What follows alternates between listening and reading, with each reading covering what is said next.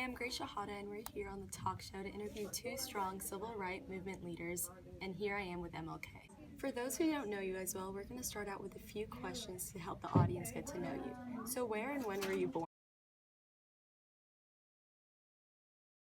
I was born on January 15, 1929 in Atlanta, Georgia. So what was it like growing up in a segregated community?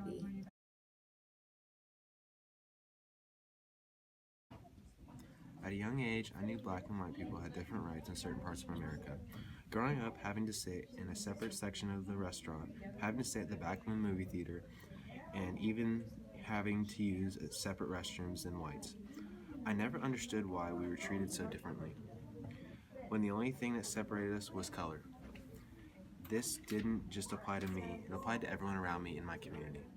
And how did you gain hope about a change that could be made?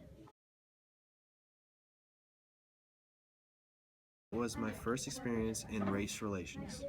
Outside of the very segregated South, I was surprised in the difference I saw in how peaceful the people were than in the North. This is when my hate for racial segregation began. I believed something could be done.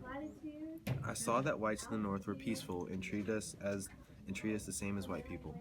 So what message did your I Have a Dream speech portray?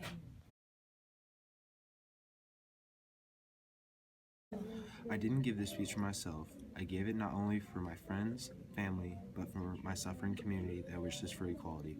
I emphasize that one day I hope to see that my children will live in a nation where judgment will not only come from skin color, but by the content of a citizen's character. And where does the title of your speech come from?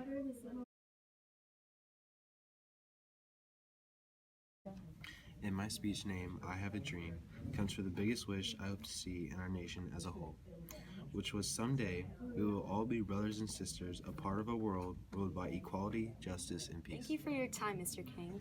Now we will meet with A. Philip Randolph, a man who was a part of the March on Washington. So what made you feel like there was a need for change?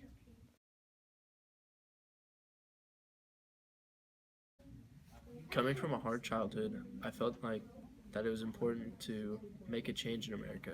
My belief in peace throughout society was greatly inspired by Gandhi's success using the tactics before.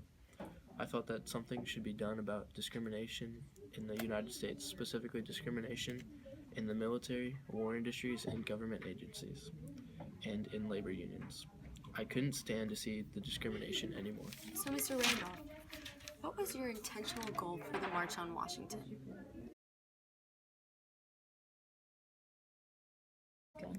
My goal for the March on Washington was to gain economic equality for blacks. This is the first ceremony of its size that was ever initiated and led by an African American. Many white people were apprehensive. We only wanted to call attention to the challenges blacks were facing.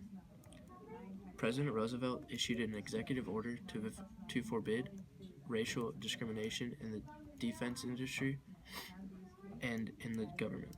This is only the first step. So what was the BSCP and what was the purpose of that organization?